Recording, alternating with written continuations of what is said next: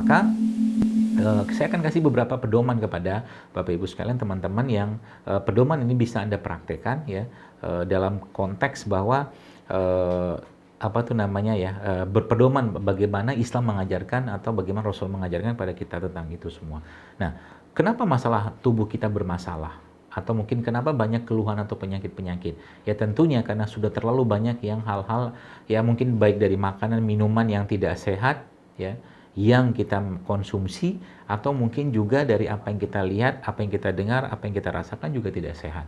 Maka itu di stop dulu.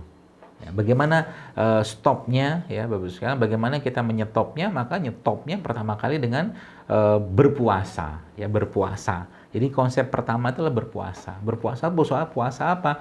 Puasa untuk menghentikan ya, puasa kan kata Nabi SAW, asyamu junnah, puasa itu perisai, maka hentikan semua yang bisa bikin masalah ke badan kita.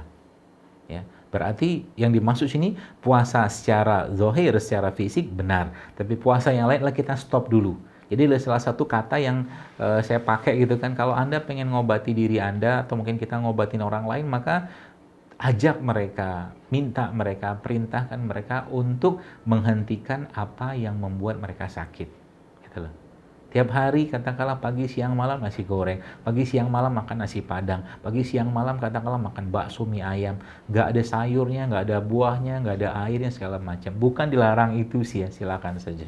Saya tidak melarang, tapi maksud saya mari kita kembangkan dulu, komitmen dulu dalam diri kita ini untuk lebih banyak mengkonsumsi yang menjadi haknya tubuh, bukan cuma sekedar untuk memenuhi perut atau lambung atau nafsu atau mulut kita. Itu dulu. Ya, jadi puasa. Kemudian puasa yang kedua apa? Puasa secara zahir. Puasa secara zahir adalah bagaimana kita betul-betul mengikuti protokol puasa. Kalau zaman sekarang ada protokol-protokol ya pandemi dalam keadaan seperti ini, Islam juga punya protokol dalam penjagaan imunitas tubuh kita. Protokol terbaiknya ya atau protokol itu namanya puasa. Maka ada Ramadan, dari segala satu, ada Syawal, ada Ayyamul Bid, ada Senin Kamis, ada puasa-puasa hari-hari sunnah, ada puasa Daud. Ini kan protokol gitu kan. Dan tinggal Anda baca, Anda buka ya. Jadi kalau saya katakan umat Islam itu kalau sudah merutinkan puasa, maka imunitas mereka tuh sangat-sangat kuat sebenarnya. Ya kalau sudah merutinkan puasanya. Ya kalau memungkinkan puasa, puasa. Tapi kalau tidak memungkinkan puasa, misalkan ya kurangi makan lah. Puasa dari hal-hal yang tidak hanya sekedar nafsu dan keinginan lidah saja. Itu di stop dulu lah gitu loh. Ini puasa. Nah, makanya saya katakan diambil paketnya dulu nih. Mau paket yang mana? Jadi kalau mungkin zaman sekarang kan ada protokol-protokol pandemi kayak begini, maka kita ambil protokol yang melindungi tubuh kita. Mau puasa Daud silakan, mau puasa katakanlah Senin Kamis silakan, mau puasa Ayyamul Bid silakan. Protokol silakan ambil mana saja. Ya. Itu paket atau konsep yang pertama, ya. Dan puasa itu sekalian ya. Jadi gini.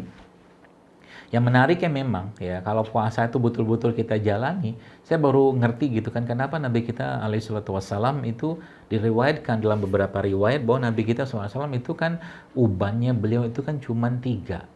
Riwayat lain menyebutkan 11. Karena memang beliau hampir-hampir nggak pernah kenyang dalam hidupnya.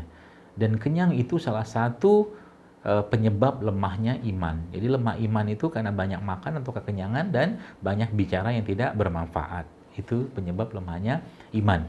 Jadi sekalian tadi kembali ke konsep puasa tadi. Maka tinggal pilih mau paket yang mana. Ya.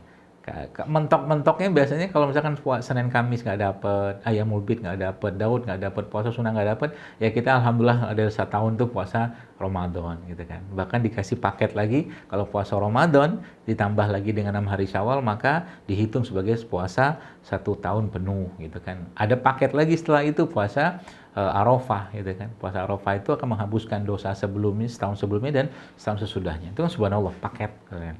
Nah itu yang puasa, yang pertama. Ya, jadi puasalah dari hal-hal yang mengganggu atau merusak tubuh kita. Dan berpuasalah betul-betul secara zahir, ya, atau secara fisik gitu kan. Dan semakin puasa itu dirutinkan, maka akan semakin banyak sel-sel tubuh kita yang akan dimakan, ya, atau dilisiskan, dihancurkan. Itu yang pertama.